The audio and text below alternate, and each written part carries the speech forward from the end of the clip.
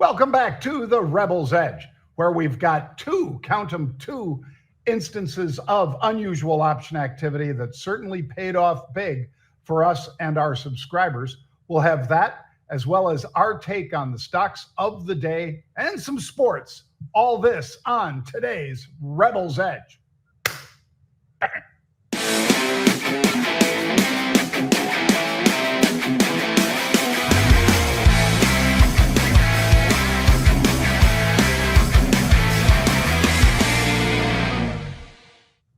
Bang.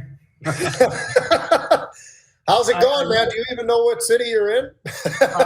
Well, I almost wasn't in any city, Pete, because first of all, there was a thunderstorm that rolled through Chicago and delayed our flight. And then when we flew down from Chicago to Puerto Rico, I think we flew most of the way to Africa to get around the storm. Because it's a big mother. I mean, you know, even though it's dark, of course, in the evening, it was pretty dark, but nonetheless, I could see the lightning inside that hurricane, and it is massive. You know, I'm not the meteorologist, but I'm going to say, Pete, it was several hundred miles across. Yeah. Because I could look up and I could see stars up in the sky. I could look beneath us and I could see the hurricane. And I could look to the side of us and I could see the hurricane. And it took us almost an hour to pass it. So you figure we're traveling 500 and some odd miles an hour. That's a big storm. Yeah, it is. A couple of those jolts were pretty good too.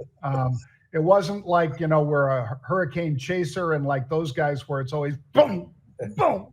But I mean, we had some big jolts. It was not as fun as usual. People pay big money at a state fair for that kind of ride, man. Yeah, they do. To be dropped from, you know, a couple hundred feet up, down. Yeah, not for me. Right. All right.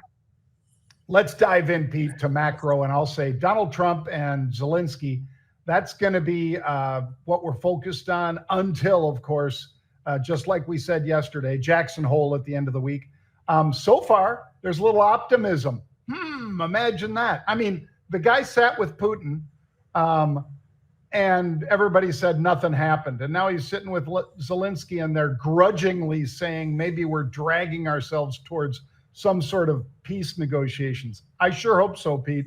I don't care which party gets credit for it, but I just hope that we can stop the killing and the slaughter, because that's really what it is at this point. No doubt about it. I mean, I do think that is the most macro that there is out there, but I'll just throw in a second one just to back you up on that whole thing, which is, okay, so you've got Putin, you've got Zelensky, you've got that. Now all of a sudden you're at the tail end sort of earnings season, but it's the big retailers now. And that's what this week is about, right? I mean, we've heard from one, we got Home Depot, we got TJX coming, we got Target coming, we got Walmart coming. I think those things are all going to be something that we are going to be able to take something away from it. And obviously the takeaway from Home Depot, despite the fact that some of the numbers they put up weren't great, the takeaway from Home Depot is, well, actually is looking okay. I mean, it was up like 2-3% earlier in the day. So we'll see. And there's reasons for that, of course, but we've got the rest of this week. I think it's going to be pretty interesting to see how those retailers look. Well, I know we all care about it because we all shop one way or another. I mean, unless you're a billionaire and you have somebody do it for you, you notice prices either higher or flat. And really, we don't really notice when they drop, but we certainly notice when they're higher.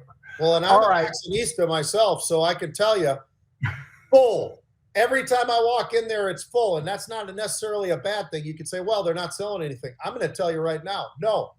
There's lines out the door practically, John. So I would lean that the TJX earnings are going to be pretty good. That's what I'm going to say. Now, what do they say about the future and everything else? As we know, guidance is always the big storyline, right? But at least as of right now, I can tell you the parking lots are packed and they are selling merchandise. Same thing down here, Pete. Yeah. All right. As far as fantastic futures, you got to be looking at Bitcoin, because the Bitcoin futures are down right around 113,000 to the US dollar or USD. And Ethereum broke 4,200, Pete. Mm-hmm. So it's 4190 something right now. So I'm going to say ETH and BTC are my fantastic futures today. I like it. I'm going to go with oil again, and only because, John, every time I look at it, it seems like it's getting hit a little bit harder. I mean, we're back into the $62 range. That's all the way back to late May and early June when you look at where we are with those stocks. Talk about getting, or excuse me, energy and oil specifically, but they're getting hammered, and we'll see where this thing finally can make a turn, because we haven't made a turn yet. We test down, we come back a little bit, we go back down again, we come back a little bit. But again, down another 1% today, sitting there right at 62.70 as I'm looking at it right now. Well, let's dive into some stocks here, Pete, because we've got, like I said in the tease, we've got two that are pretty big deals. And the first one is Palo Alto Networks. So Palo Alto Networks, in fact, it was so strong, Pete, that it helped drive some other stocks in their space. But basically, latest quarterly results and guidance better than expected. They got a lot of praise from, the usual suspects on Wall Street. Shares were up pretty good. And yeah, we had unusual option activity in this name. It's always great when we do.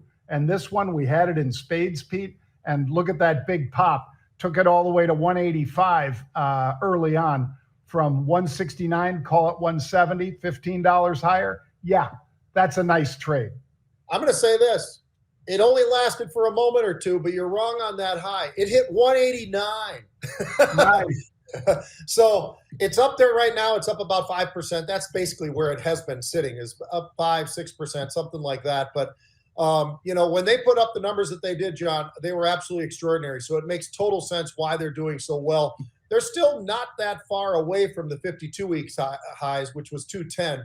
But everything I looked at, and they talked about an AI revolution, John, and this being the derivative part of things. And one thing that I don't think anybody's really paid as much attention to as probably we should, and maybe not, maybe he's just older, but the founder is retiring. He was also the CTO of the company. So that's one thing where I'd say, well, if there's any negative that I could find anywhere, I mean, I think when you've got those founders, maybe he's getting burned out. Maybe he's had enough. So if that's the case, then it's okay.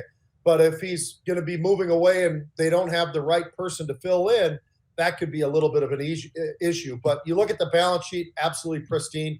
I mean, when you've got free cash flow, John, of $3 billion, and then your cash to debt is $2.5 billion, these guys fundamentally, everything about what they look like, including what they've just put up, I really like what they're doing. And I think that they're on the right path to maybe get back up over 200. Well, Pete, tell me what you think of Fabrinet, because supply chain constraints, that's what we're all worried about. We're also worried about higher prices because of the tariffs. Now, some of these retailers like Amazon have elected to eat some or all of that. Others, like Walmart, have begun passing it on. But Needham says Fabrinet fell despite a great Q4 result. Basically, Pete, they maintained their buy. This is Needham, that is. But they said, you know what? The company's telecom strength continues, but datacom could slow down again. And that really got people worried. In fact, I highlighted a sentence, Pete, that I'll read verbatim. Unfortunately, supply chain constraints are expected to result in another decline in their fiscal Q1, which will likely disappoint investors. Okay, not so good. That's why it's down double digits right now. I'm going to go out on a limb here. I'm going to say they're wrong. They're not wrong on what they're saying. They're not wrong on what they're saying. They're saying that data is going to be delayed, not delayed, but pressed down a little bit. It's not going to be able to get the same kind of revenue. But what if I told you they beat on their earnings, they beat on their revenue? Year over year was 753 last year. Now it's $909 million in their revenue. By the way, that's a record revenue, and it's up 21%. So I look at that and I say, yeah, but the data part. Well, when you take a look and get a little deeper into this thing, telecom's a hell of a lot bigger. Other parts of what they put together when they put out all this are bigger. Data is actually one of the smaller levels, and if it's pulling back, I'm not saying that part's a good thing, I'm just saying that's one of the smaller issues that they have to deal with. So if it was telecom going down, John, I'd be more concerned. But because of the fact that it's data, I'm going to say this. Maybe this is creating an opportunity. And it certainly is something that I'm going to take a look at, because when I look at it, there's a reason why it's not that far off the 52-week highs, despite the fact it's down 12%. It's not that far off 52-week highs.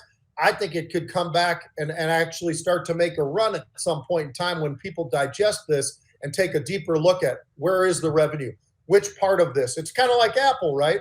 I mean, all the different sources of revenue, well, there are some that are a lot less important than others. And in this case, I think that's why maybe data, it's a big deal, but it's not the biggest deal for them.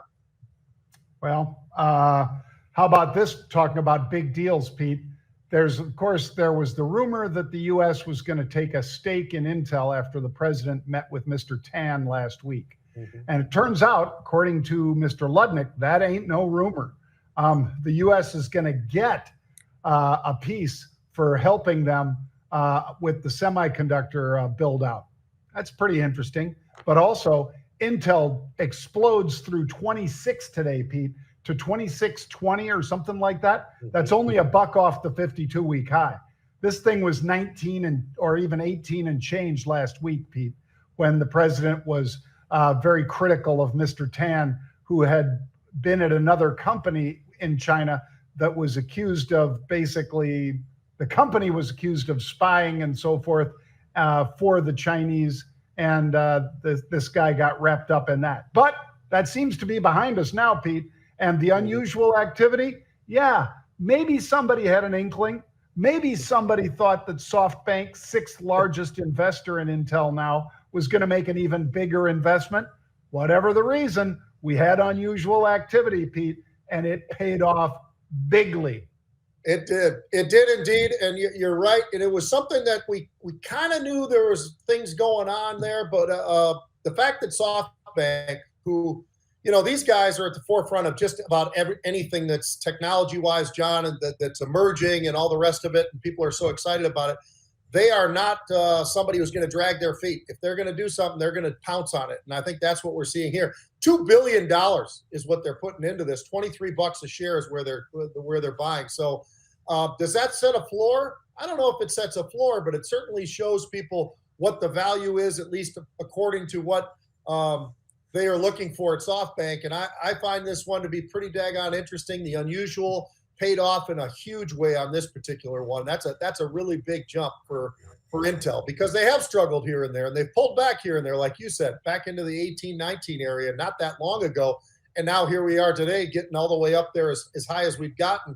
And these guys are getting it at 23. Seems like a fair value for them. Seems like a great, I don't know if I'd call it a stop, but I'm going to say maybe that's an area where they start to defend it if they want to grab more. Who knows? But I think this is a really, really interesting trade, and great to see that UOA snipped this one out.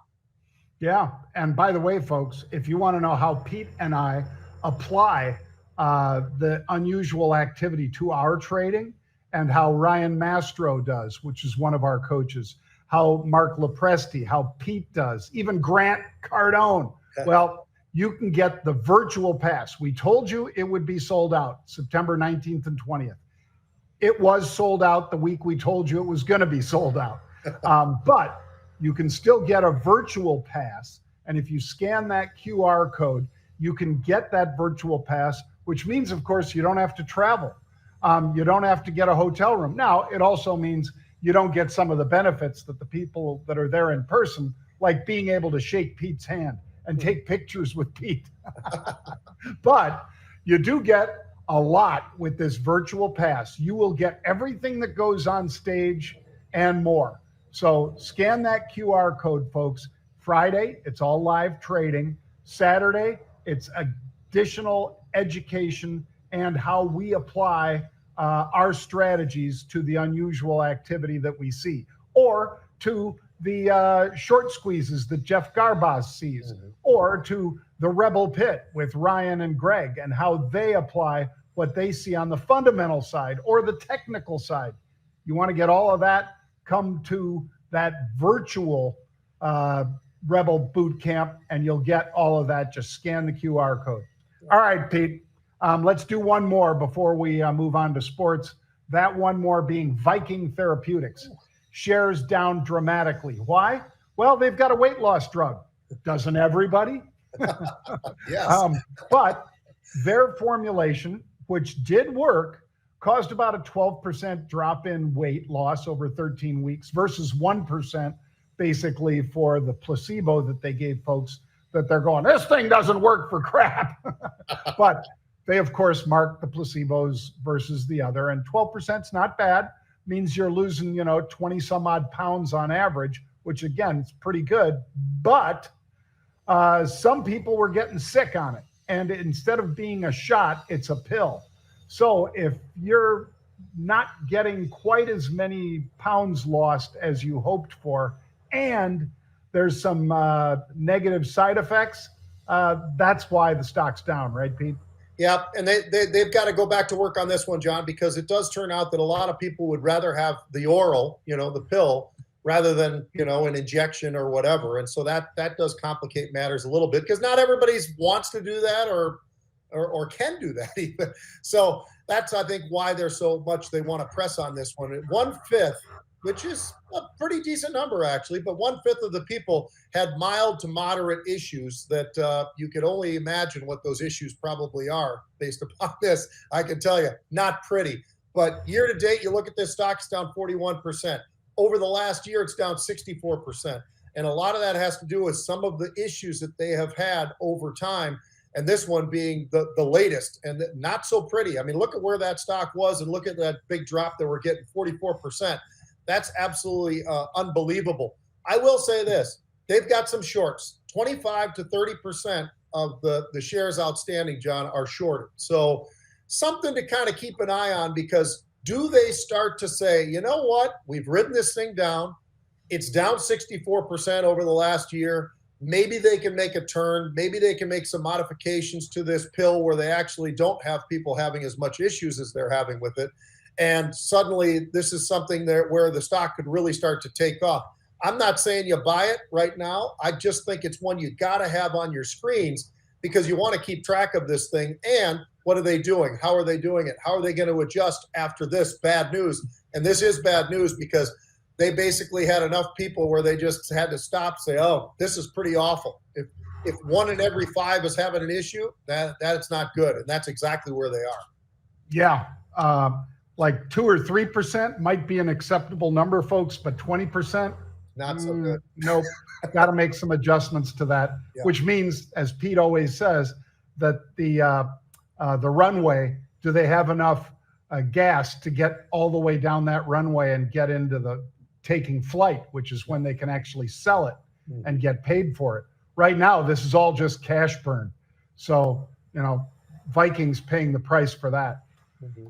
All right, Pete, a little sports. I know you're going to like the, what is it called? The Champions Club. Yeah. Let's see these clowns. I know you're going to love this, Pete, because Pete loves to hate on Michigan. He loves to hate on several other teams, and he loves to love certain teams, of course. And this is a team that I think a lot of us suspected was doing NIL, name, image, and likeness, before it was legal. And Urban Meyer was kind of rumored to be one of those people, Pete, that did that consistently. Well, let's see how he did with the Champions Club and what he had to do to lure some superstars to that school. Florida, we're talking about, of course, folks. Urban introduced the Champions Club. Champions Club. He put tape on the ground and wherever we ate. And if you were in the Champions Club, you had white linens on your table. You ate steak. White linen tablecloth. So let me ask you this. You're playing at Florida. It's a team sport. 22 guys, right? I mean, then I had a kicker and a punter. 24 guys. You got the backups, 95 guys. And you're going to separate out, and these guys, isn't it a team sport? Because the last I looked, it was a team sport. I'll tell you what, John, that Urban Meyer, he does a lot of things that are frustrating, and some of them really disgusting. But this one, I just can't imagine it. I can't. Can you imagine if you were playing football, John? You're playing wherever you were, Cal or somewhere, and they said, "Oh, sorry, John, you can't sit there. We got tape down there. That's only for the champions." What the hell are you? You know? Yeah. Oh man. And Pete, and you get hot dogs and hamburgers, and they're getting steak and lobster. Right. I mean, I'm not making this up, folks. no. That's on the real. Steak and lobster. Well, and he didn't. It's not like the black shirts, Pete, because Pete's a huge Nebraska fan, folks. Yep. He came that close to going there, Mhm. and Osborne's still a great friend, right, Pete? Yeah. Matter of fact, I just reached out to him the other day, John. I said, "Look, I'm coming to a game this fall, and I'd love to see you, Coach. How's everything going? Blah blah blah." And he goes, "You have tickets yet?" And I said, "Not yet. I'll get them." And he goes, "No, I got you."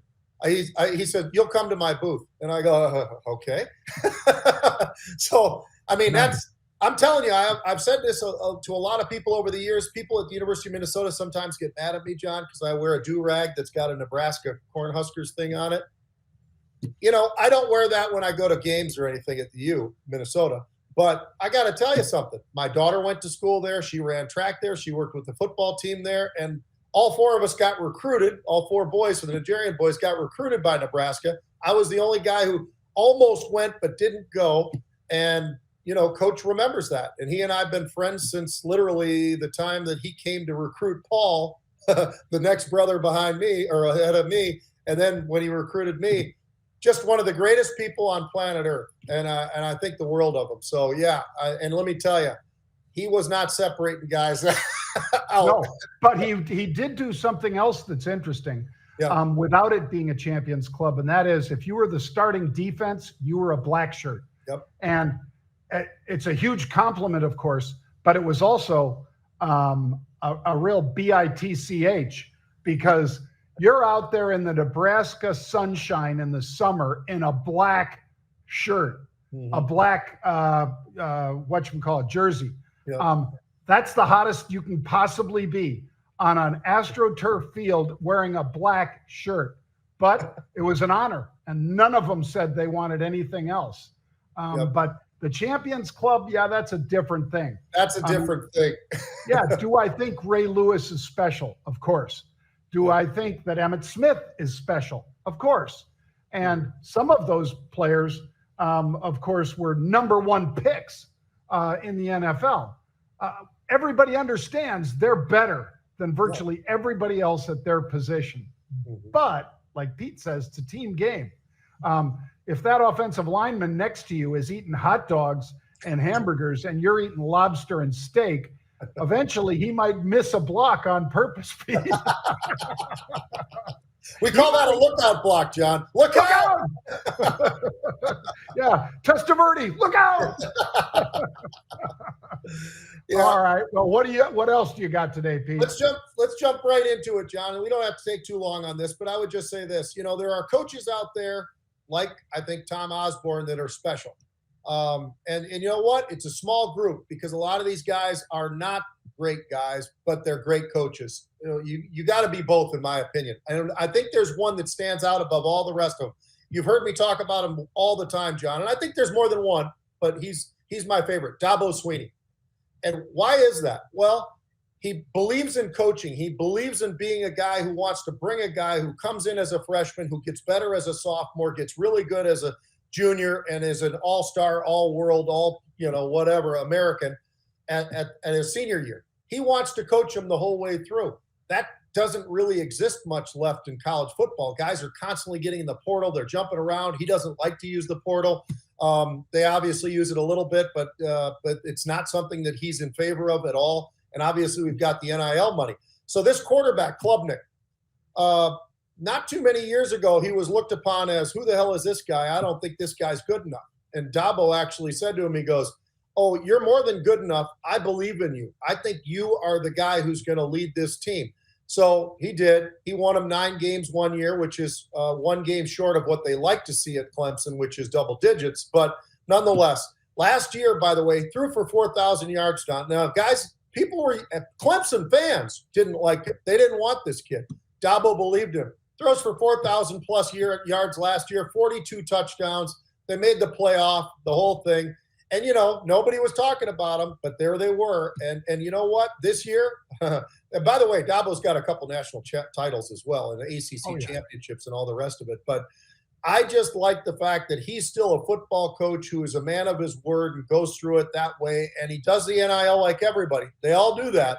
But I just like the fact that he wants to coach his guys. He's done a great job with this guy. He might end up right up there with Arch as far as the quarterbacks. Maybe. We'll see. I mean, time will tell. But there's something special about a coach that does everything. He doesn't just coach football and lets the guys go out and party and do awful things to people. He has to be a part of them. He has to be part of they have to be part of the family. And I think that's where Dabo stands out above just about everybody else. Do you have anybody that you look at in that world? Maybe Sarkisian, our Armenian brother, or who? Oh, you got two. I got two.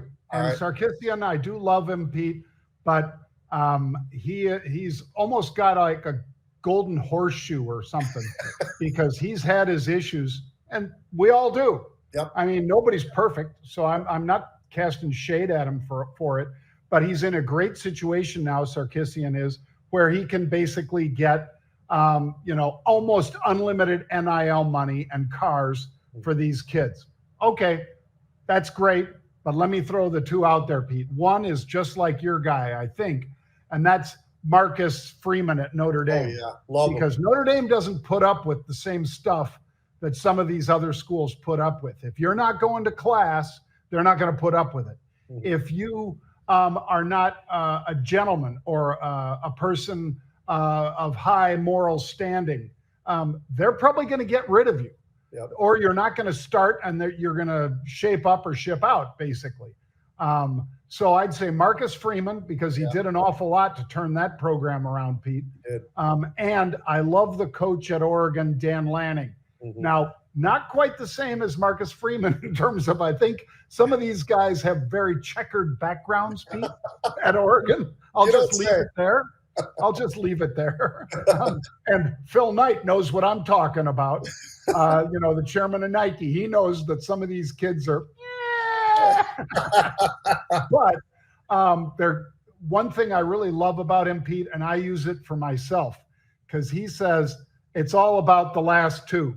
So he says, whatever you do, get two more. Mm-hmm. So I try to do that, in my one workout a week where I try to max out and so forth. Whatever my goal was for that lift, I always push myself to get two more at that level. I don't always get it, but he wants everybody to know that when it comes to the fourth quarter, they've got extra because they've always done that, two extra. And I think it makes a difference. And obviously, Oregon's been a huge winning program. Oh. And, it's not just him, but he took over a program where a lot of people really were not going to be satisfied with anything but double-digit wins, and that's what he's done. Yeah, he's delivered. And Freeman, you're right, Marcus Freeman, both class acts, actually. I mean, do they have some players that are maybe a little questionable? Sure. I mean, everybody's going to have some of those.